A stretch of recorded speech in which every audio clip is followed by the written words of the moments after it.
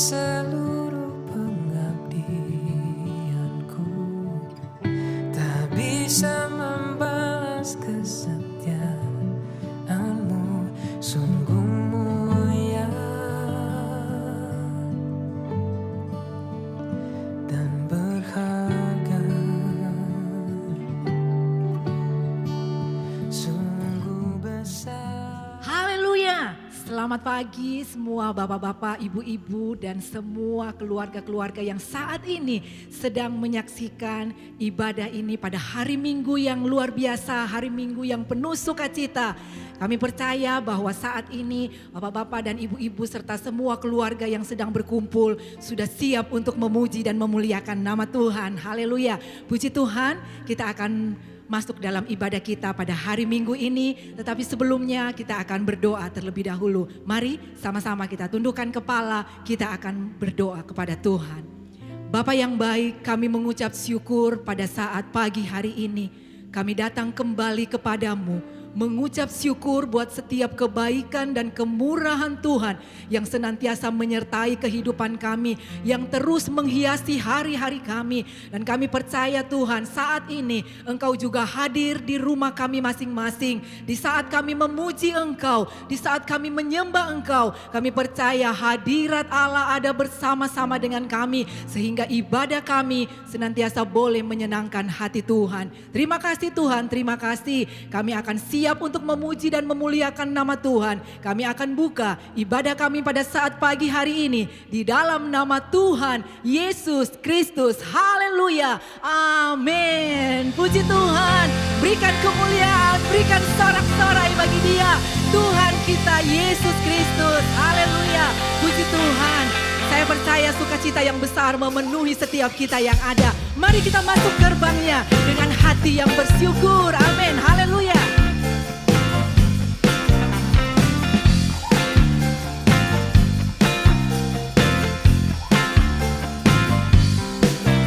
Mari masuk gerbangnya dengan hati bersyukur.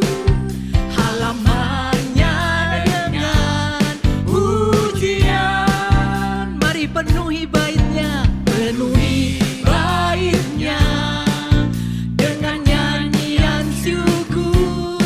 Hadiratnya penuh sukacita.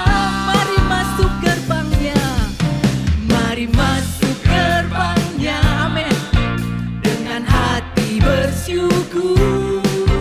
Halamannya dengan pujian, penuhi baitnya dengan nyanyian syukur. Hadiratnya penuh sukacita.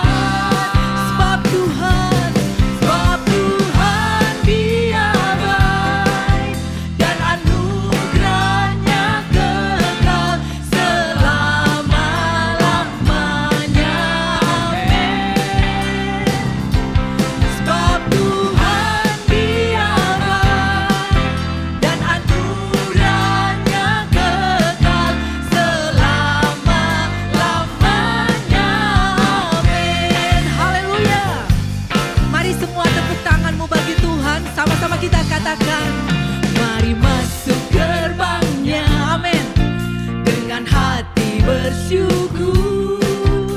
Halamannya dengan pujian. Mari kita akan penuhi bait Tuhan dengan ucapan syukur kita kepada Tuhan. Haleluya. Dengan nyanyian syukur. Hadiratnya penuh sukacita. Sebab Tuhan Dia baik, sebab Tuhan Dia baik dan anugerahnya kekal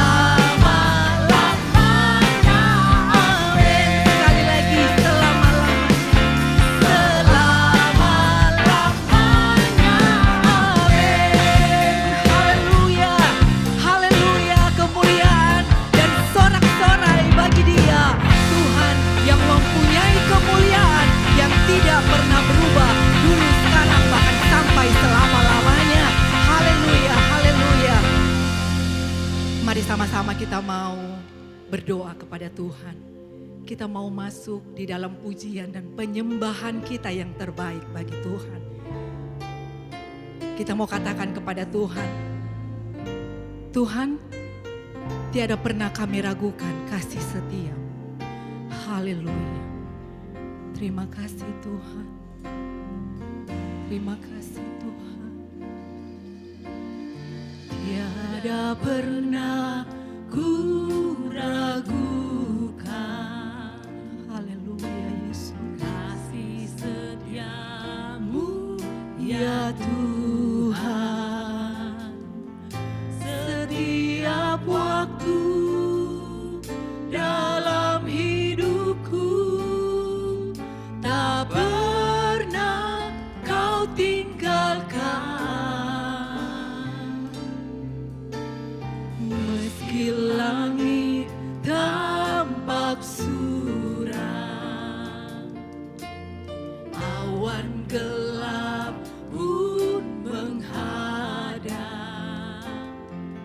hadapi badai, lewati gelombang, tak pernah kau tinggalkan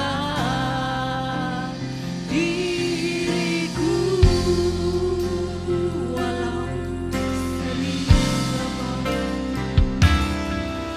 Walau seribu rebah di sisiku, haleluya, haleluya. Tetaplah Allah penolongku.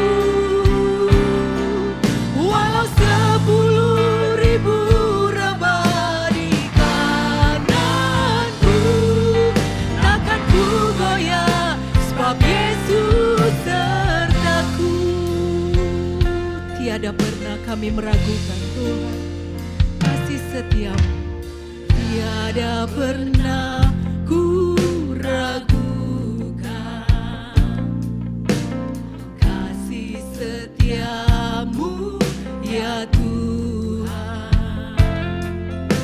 Setiap waktu dalam hidupku tak pernah kau tinggalkan. Meski langit tampak suram, haleluya, awan gelap pun menghadap, hadapi badai, lewati gelombang, tak pernah kau tinggalkan diriku. Haleluya, katakan kepada Tuhan, walau 1000 rebah di sisiku, haleluya. Terima kasih Tuhan. Dia Maria, dia marah, sinkinere lama sangya lama sangya. Walau 10.000 rebah di kananku, takkan ku goyah, sebab Yesus ada lagi. Katakan, walau 1000 rebah di sisiku Tuhan, kami tetap percaya Engkau adalah Allah penolong kami. Haleluya Yesus, penolongku, haleluya. Walau 10.000 rebah di kananku, takkan ku goyah, sebab Yesus lagi. Sekali katakan, walau 1000 rebah. Mari sama-sama kita angkat tangan kita di hadapan Tuhan. Nyatakan kepada Tuhan, Tuhan kami tidak takut. Damara lama sangkiara lama sinkinere lama sangkiara lama sinkinere. Engkau adalah Allah penolong kami. Di kananku takkan ku goyah, sebab Yesus sertakan ku goyah. Takkan ku goyah, sebab Yesus sertaku. Haleluya, takkan ku goyah, sebab Yesus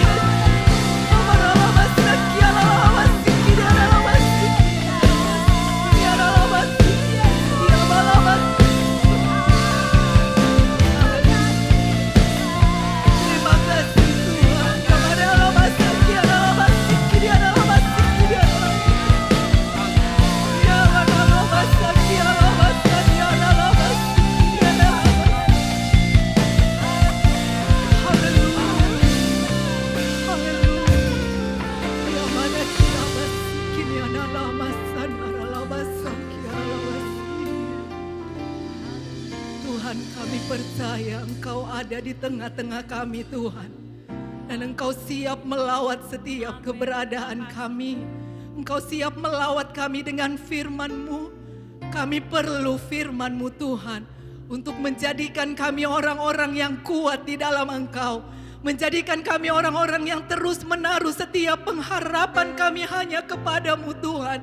Karena kami percaya ketika kami menaruh setiap pengharapan kami ke dalam tangan Tuhan yang Maha Kuasa, maka kami akan tenang.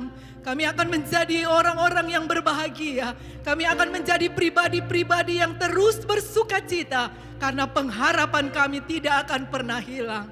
Terima kasih Tuhan, terima kasih Bapa yang baik. Siapkan kami semua Tuhan, untuk kami boleh mendengarkan firman-Mu. Biarlah semua kami yang ada menyiapkan tanah-tanah hati kami untuk ditaburi dengan kebenaran akan firman Tuhan. Urapan-Mu atas hamba-Mu yang akan memberitakan firman-Mu, sehingga firman ini boleh menjadi rema, boleh menjadi berkat bagi setiap kami yang mendengarkan. Terima kasih Bapa yang baik, terima kasih. Kami sudah berdoa dan kami siap untuk mendengarkan firman-Mu di dalam nama Tuhan Yesus Kristus. Haleluya. Amin. Puji Tuhan. Tuhan memberkati.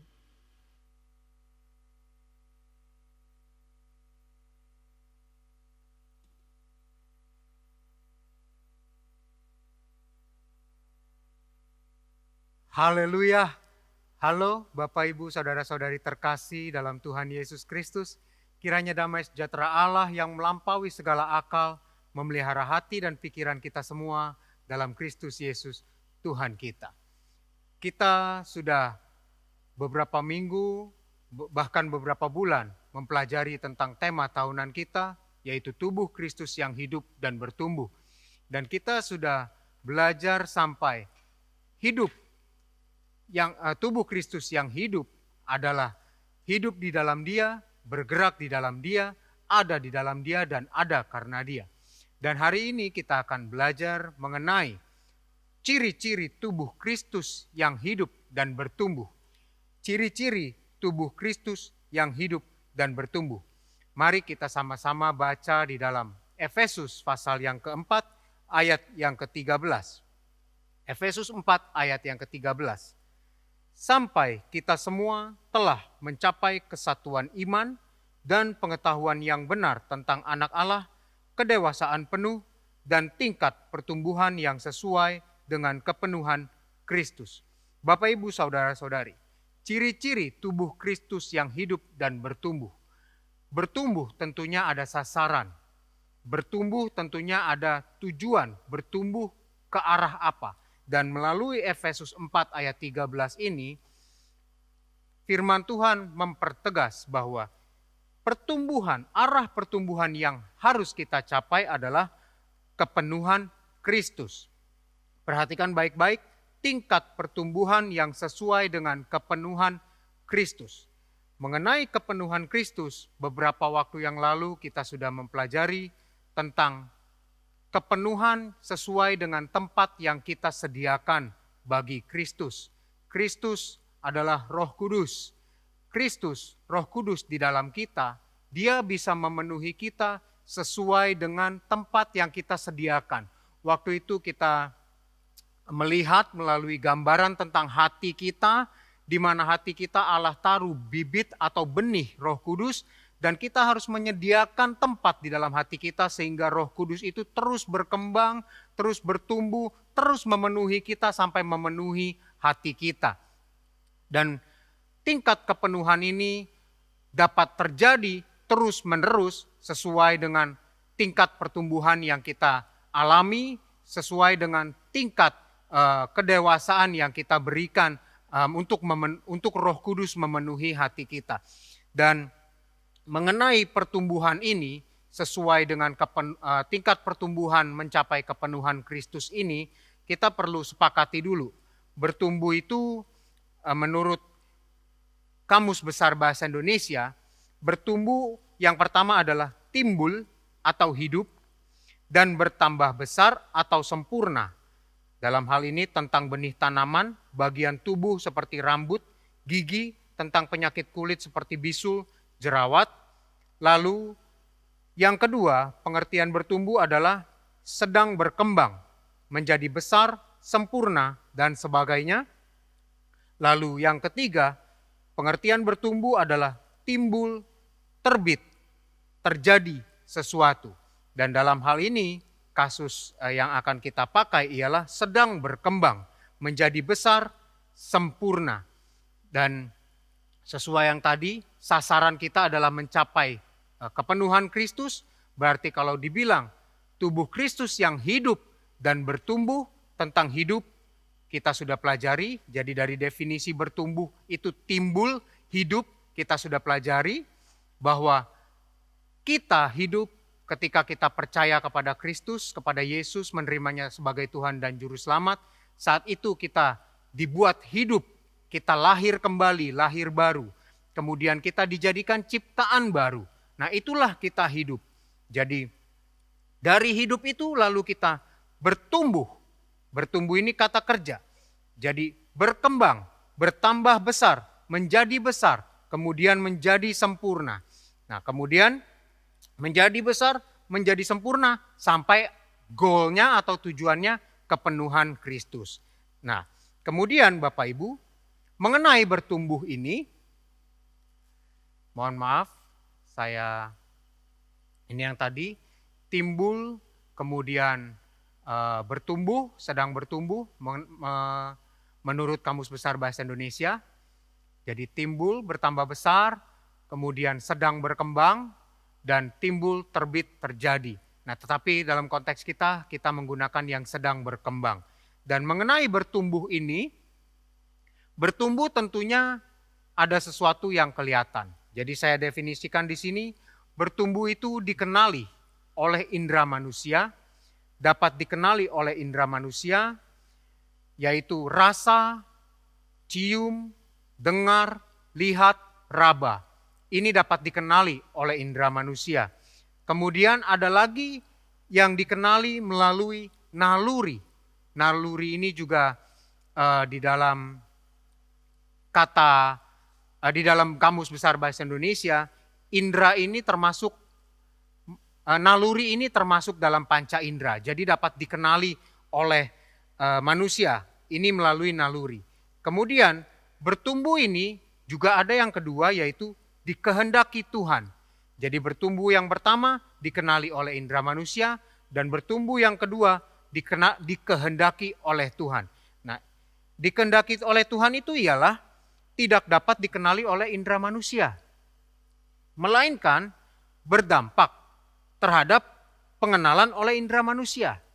Walaupun tidak dapat dikenali oleh indera manusia, tetapi berdampak terhadap pengenalan oleh indera manusia. Nah ini yang mau kita lihat, ciri-cirinya apa sih tubuh Kristus yang hidup dan bertumbuh yang dikenali oleh indera manusia, kemudian ciri-ciri tubuh Kristus yang hidup dan bertumbuh yang dikehendaki oleh Tuhan. Mari kita sama-sama maju lagi. Bertumbuh yang dikenal oleh indera manusia. Mari kita baca di dalam 1 Korintus 3 ayat yang pertama. 1 Korintus 3 ayat yang pertama. Dan aku, saudara-saudara, pada waktu itu tidak dapat berbicara dengan kamu seperti dengan manusia rohani, tetapi hanya dengan manusia duniawi yang belum dewasa dalam Kristus. Lalu kita baca lagi di dalam 1 Korintus 14 ayat yang ke-20. 1 Korintus 14 ayat yang ke-20.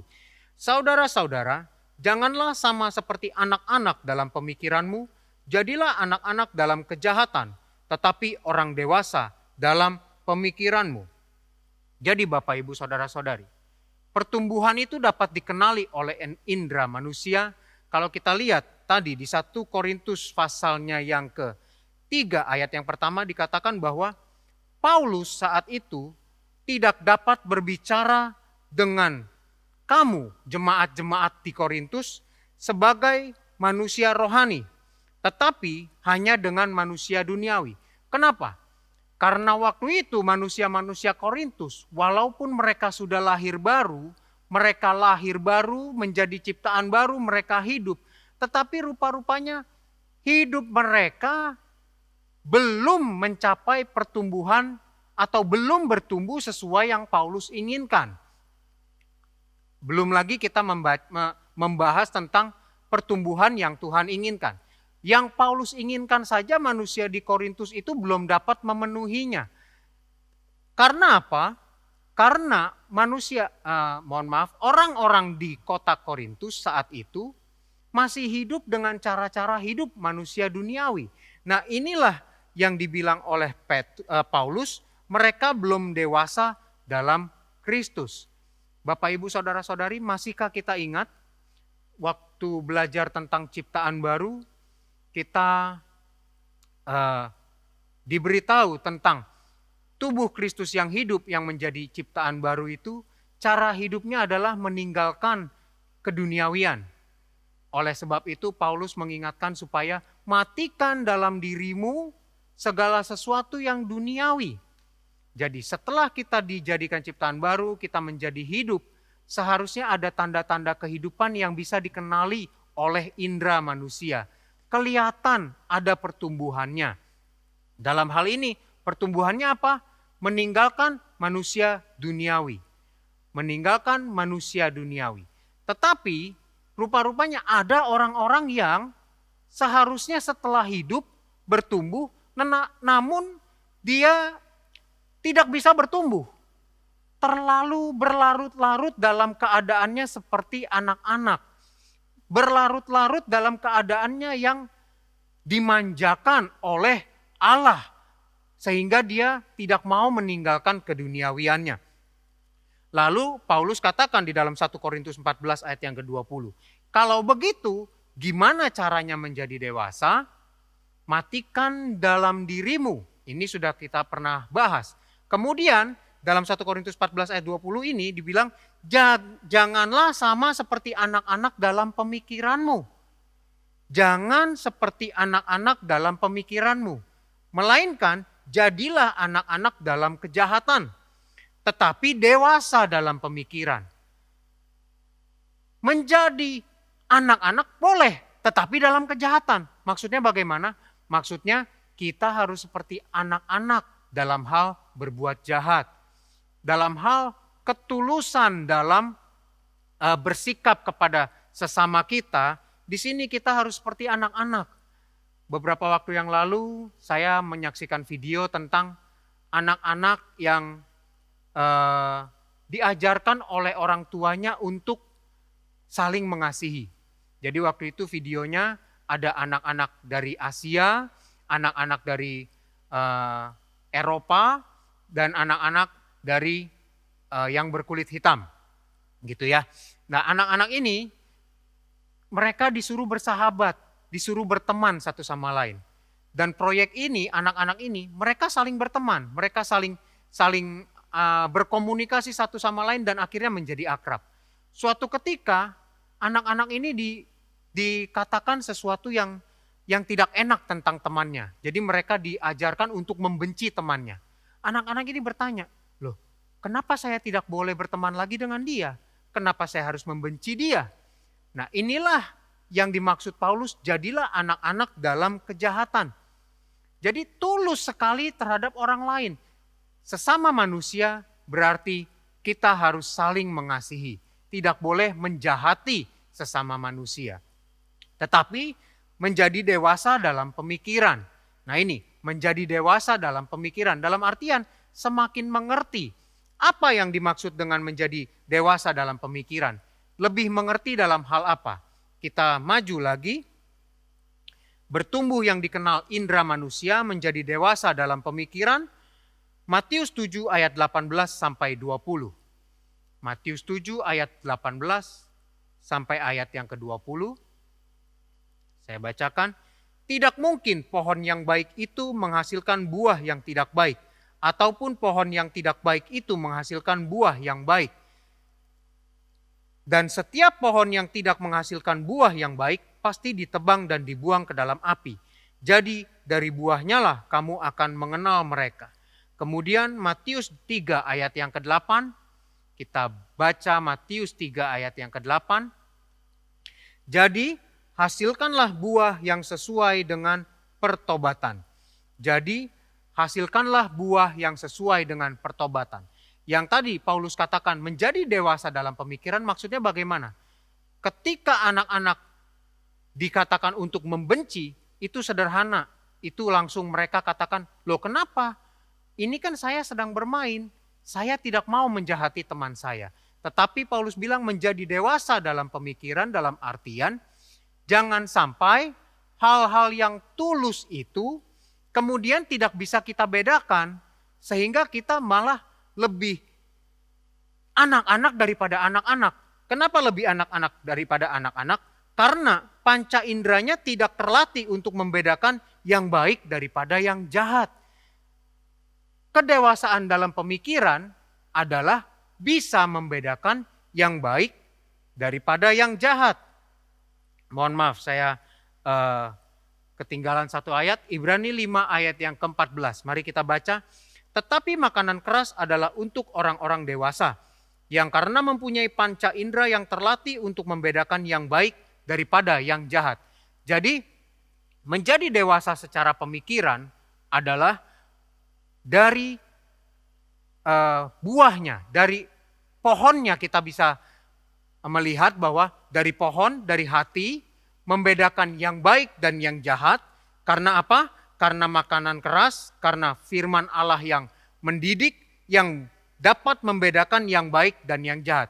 Jadi dari pohon yang dapat makanan keras, makanan-makanan yang bisa membedakan yang baik, yang jahat, dari situlah kemudian orang menjadi dewasa dalam pemikiran. Sehingga dia bisa dibedakan daripada anak-anak. Dia dewasa, pemikirannya yang berbeda. Dia bisa membedakan yang baik dari yang jahat. Jadi dari yang baik yang jahat inilah kita bisa tahu bahwa kita ini sedang bertumbuh. Ya, saya kutip lagi, bertumbuh adalah sedang berkembang, menjadi besar. Yang menjadi besar apa? Dalam hal ini yang dapat dikenali oleh indera manusia adalah dalam pengertian kita tentang yang baik dan yang jahat. Jadi sama seperti anak-anak, dia aja sebagai anak-anak bisa tahu yang baik dan yang jahat. Sehingga Paulus katakan, jadilah anak-anak dalam kejahatan. Anak-anak aja bisa. Berarti kita yang dewasa seharusnya kita dapat lebih mengerti, dapat lebih membedakan dalam pemikiran kita mana yang baik, mana yang jahat. Dan kebaikan kejahatan ini diberi makan dalam hidup kita, dalam kerohanian kita, sehingga dari kerohanian kita, kita bisa mengeluarkan buah-buah sesuai dengan pertobatan. Ini adalah bertumbuh sebagai bertumbuh yang dikenali oleh indera manusia. Dan kemudian, apa yang bertumbuh yang dikehendaki oleh Tuhan? Mari kita buka di dalam Ibrani pasal yang ke-6, ayat yang kedua. Mari kita buka di dalam Ibrani pasal yang ke-6, mohon maaf, ayat yang pertama dan ayat yang kedua. Ibrani 6, ayat 1 dan ayat yang kedua. Sebab itu, marilah kita tinggalkan asas-asas pertama dari ajaran tentang Kristus dan beralih kepada perkembangannya yang penuh. Janganlah kita meletakkan lagi dasar pertobatan dari perbuatan yang sia-sia dan dasar kepercayaan kepada Allah. Dan ayat yang kedua, yaitu ajaran tentang pelbagai pembaptisan, penumpangan tangan, kebangkitan orang-orang mati, dan hukuman kekal. Pertumbuhan yang dikehendaki oleh Tuhan adalah pertumbuhan yang berbeda dengan yang dikenali oleh indera manusia. Pertumbuhan yang dikenali oleh indera manusia adalah buah-buah sesuai dengan pertobatan. Dan buah-buah sesuai dengan pertobatan itu adalah dapat terlihat ketika seseorang dewasa dalam pemikiran, terlihat dari perbedaan antara membedakan yang baik dan yang jahat. Dan yang dikehendaki oleh Tuhan adalah, Ibrani 6 ayat yang 1 katakan, mari kita tinggalkan asas-asas pertama dari ajaran-ajaran tentang Kristus dan beralih kepada perkembangannya yang penuh. Jangan kita lagi meletakkan dasar pertobatan, perbuatan yang sia-sia, dasar kepercayaan kepada Allah, pembaptisan, penumpangan tangan, kebangkitan orang-orang mati, hukuman kekal. Jadi maksudnya di sini Paulus katakan kepada orang-orang di melalui surat kepada orang di Ibrani ini, bahwa kita jangan lagi terpaku oleh perbuatan-perbuatan baik. Kita jangan lagi terpaku dalam pengajaran tentang bagaimana sih menjadi orang baik, bagaimana sih kita menghasilkan buah-buah sesuai dengan pertobatan, bagaimana sih kita bisa membedakan yang baik dan yang jahat. Paulus katakan mari kita bergerak, mari kita bertumbuh ke arah perkembangannya yang penuh. Yang dikehendaki Tuhan, Tuhan sampaikan melalui Paulus adalah mari kita berkembang, bertumbuh kepada perkembangannya yang penuh. Salah enggak kalau kita selalu mencari, oh saya ini bertumbuh dalam Tuhan, saya menjadi orang yang lebih baik loh. Dulu saya orangnya enggak peduli sama orang lain. Dulu saya suka jahat sama orang lain. Kalau di jalan raya sedang mengemudi, saya susah sekali mengalah kalau ada orang mau lewat. Atau kalau misalnya sedang mengantri, saya merasa tidak bersalah kalau saya menyelak. Atau hal-hal sederhana-sederhana lain yang kita, mungkin tadinya kita adalah orang-orang seperti itu. Tidak teratur, tidak tertib. Tetapi sekarang saya jadi orang yang lebih baik. Itu salah tidak? Itu tidak salah. Itu pertumbuhan, bagus. Itu pertumbuhan rohani yang kemudian tercermin melalui pekerjaan jasmani. Dari hal-hal yang jahat, hal-hal yang tidak baik, bahkan lebih parah lagi hal-hal yang duniawi, tetapi menjadi orang yang baik, menjadi orang yang lebih memperhatikan orang lain. Itu bagus. Tetapi Tuhan bilang, mari kita bergerak ke dalam perkembangannya yang penuh. Jangan lagi puas dengan menjadi orang yang baik. Jangan lagi puas dengan buah-buahnya menjadi buah-buah sesuai dengan pertobatan. Melainkan sekarang mari kita bergerak ke dalam perkembangannya yang penuh. Apa itu perkembangannya yang penuh? Nah, tadi kita sudah baca di dalam Efesus 4 ayat yang ke-13. Ini goalnya.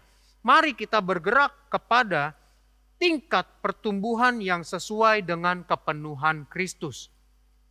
Apa itu kepenuhan Kristus? Penuh dengan Roh Kudus.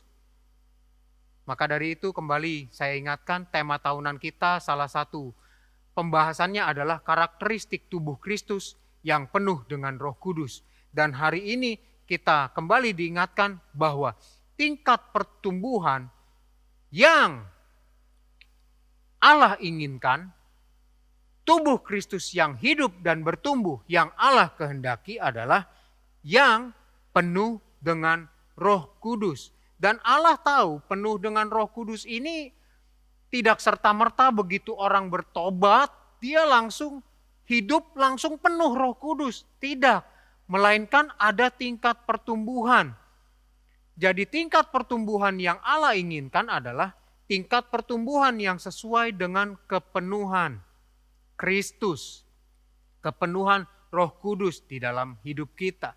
Dan ini sifatnya adalah saling bekerja sama.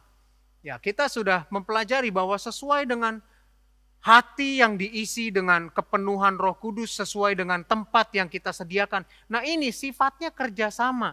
Jadi tingkat pertumbuhan Allah inginkan kepenuhan Kristus ini yang Allah kehendaki, bukan cuma Allah yang memberikan terus, ayo bertumbuh seperti anak-anak bayi yang terus disuapi dengan susu. Oh, waktunya minum susu, kemudian diberikan susu. Oh, waktunya makan bubur, kemudian anak diberi bubur. Tidak seperti itu, tetapi si anak juga harus ada keinginan untuk bertumbuh. Si anak juga harus memiliki usaha untuk makan makanan yang keras di sini. Inilah yang Allah kehendaki. Jadi dalam hal ini pertumbuhan yang Allah kehendaki, tubuh Kristus yang hidup dan bertumbuh adalah, yuk kalau kita makan firman Tuhan sesuai dengan tingkat kepenuhan Roh Kudus yang kita berikan kepada Allah. Seiring dengan Roh Kudus yang penuh, yang kita sediakan, kita juga mencari makanannya, mencari firman Tuhannya juga yang sesuai. Yaitu apa?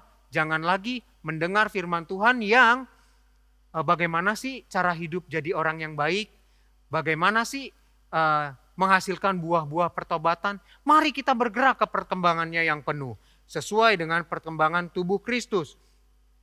Nah, tubuh Kristus yang hidup dan bertumbuh ini, jadi yang dikehendaki Allah adalah yang pertama, carilah dahulu yang vertikal. Sesuai dengan kepenuhan Kristus. Penuhkan hidup kita dengan Roh Kudus. Dan ini diiringi dengan kerinduan untuk memberikan tempat kepada Dia. Ayo Roh Kudus, aku berikan Engkau tempat. Aku matikan perbuatanku yang duniawi. Aku juga mau mendengar firman Tuhan yang bukan hanya tentang perbuatan baik, tapi pelajaran-pelajaran yang membuat saya hidup dan bertumbuh. Nah, dari yang vertikal ini, dari pendengaran akan firman Tuhan yang semakin membuat dewasa, ini akan berdampak kepada buah-buah hidup kita, baru buah-buah pertobatan kita. Makanya tadi saya katakan bahwa tubuh Kristus yang hidup dan bertumbuh, yang pertama adalah dapat dilihat oleh indera manusia, itu betul. Tetapi kemudian tubuh Kristus yang hidup dan bertumbuh adalah yang dikehendaki Tuhan. Yaitu dengan cara apa? Yang tidak dilihat, tidak diketahui oleh indera manusia. Tetapi berdampak sehingga bisa dilihat oleh indera manusia. Nah, disitulah tubuh Kristus yang hidup dan bertumbuh. Jadi kalau saya simpulkan ciri-ciri tubuh Kristus yang hidup dan bertumbuh, ciri-cirinya apa sih? Tubuh Kristus hidup dan bertumbuh secara vertikal dan horizontal. Ini ciri-cirinya. Tubuh Kristus yang hidup dan bertumbuh, ini hidup dan bertumbuh secara vertikal dan horizontal. Tentunya kalau bicara ciri-ciri, terlihat dari apa yang diperbuat oleh hidup. Nah, kalau gitu, ciri-ciri ini terlihat melalui apa? Yang pertama, terlihat oleh Allah sendiri. Makanya dikatakan tubuh Kristus yang hidup dikehendaki oleh Allah, yaitu dengan penuh Roh Kudus. Penuh Roh Kudus ini yang lihat hanya Allah. Manusia tidak bisa lihat. Makanya Allah kehendaki supaya kita penuh dengan Roh Kudus. Dan kemudian setelah kita secara vertikal, kita hidup penuh dengan Roh Kudus ini, baru dampaknya terlihat secara horizontal. Orang dapat melihat dari bukti nyata buah-buah pertobatannya. Bukti nyata dari tubuh Kristus yang hidup dan bertumbuh adalah buah-buah pertobatan yang baik. Nah, disinilah ciri-ciri tubuh Kristus yang hidup dan bertumbuh ini terlihat. Orang bisa melihat, oh dia adalah tubuh Kristus yang hidup. Dan bukan hanya hidup, tetapi juga bertumbuh. Kira-kira ini yang kita pelajari pada hari ini, ciri-ciri tentang tubuh Kristus yang hidup dan bertumbuh. Kiranya Roh Kudus memberikan kita penerangan dan pencerahan lebih lagi, sehingga apa yang kita dengar bisa kita praktekkan, bisa kita lakukan melalui kehidupan kita. Kita bukan mencari hanya hal-hal yang terlihat oleh orang lain bahwa kita bertumbuh secara rohani sehingga kita kelihatan baik. Bukan hanya sekedar itu Bapak Ibu Saudara-saudari, melainkan kita bertumbuh ke arah perkembangan yang penuh sebagai tubuh Kristus yang penuh dengan Roh Kudus, yang penuh dipenuhi terus-menerus, tidak serta-merta langsung penuh seperti pengertian penuh berarti langsung penuh. Mari sama-sama kita berdoa, kiranya Tuhan menolong kita semua. Tuhan Yesus memberkati. Mari kita berdoa. Haleluya, Tuhan Yesus terima kasih. Kalau pada hari ini kembali Tuhan,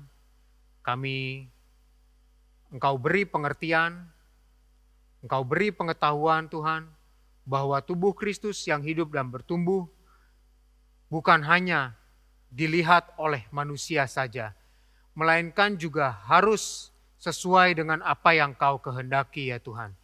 Bahwa kami harus hidup dan bertumbuh sesuai dengan kepenuhan Kristus, sesuai dengan kepenuhan Roh Kudus di dalam kami.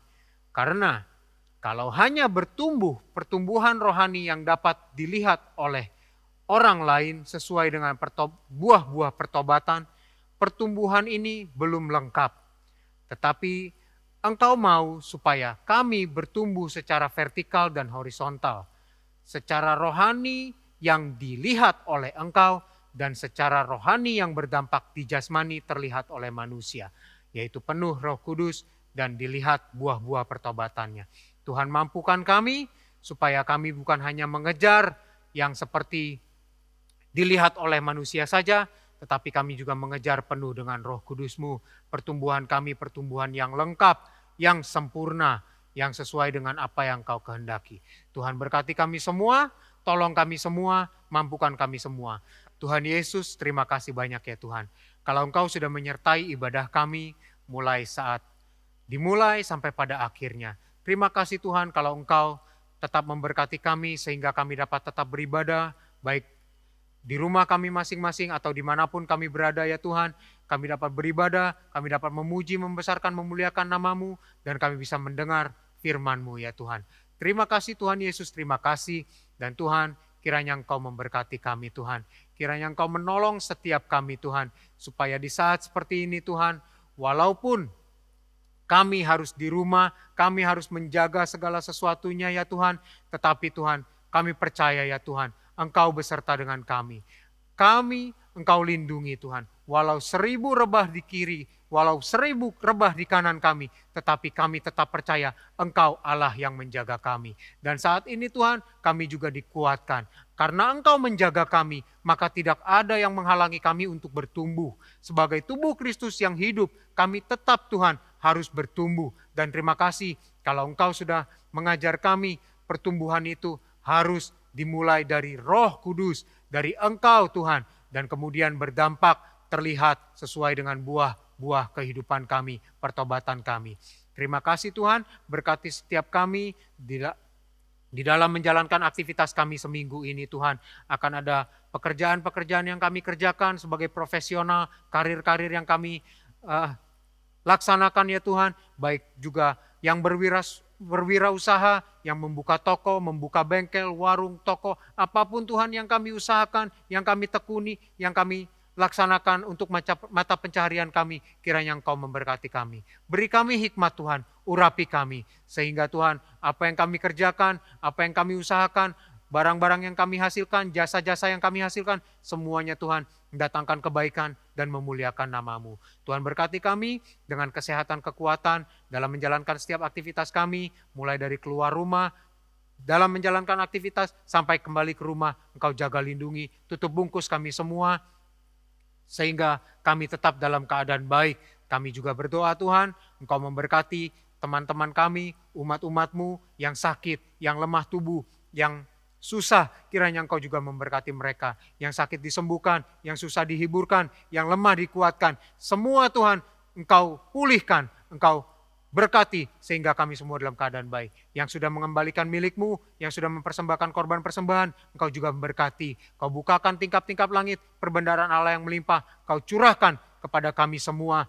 Apa yang kami tabur, kami tuai sesuai dengan janji firman Tuhan. Terima kasih Tuhan Yesus, terima kasih. Kami serahkan hidup kami kepadamu, umat-umat yang dikasihi Tuhan. Tuhan memberkati engkau dan melindungi engkau. Tuhan menyinari engkau dengan wajahnya dan memberi engkau kasih karunia. Tuhan menghadapkan wajahnya kepadamu dan memberi engkau damai sejahtera. Dengan demikian Bapak Ibu Saudara-saudari yang terkasih, mari kita menerima berkat-berkat dari Allah Bapa, kasih karunia dari Tuhan Yesus, dan persekutuan penyertaan dari Roh Kudus yang menyertai kita mulai saat ini sampai selama-lamanya. Terimalah berkat ini di dalam nama Bapa, Anak, dan Roh Kudus, yaitu Tuhan Yesus Kristus. Kita semua yang menerima berkat Allah ini, mari kita sama-sama katakan, amin. Tuhan Yesus memberkati. Sungguh besar pengorbanan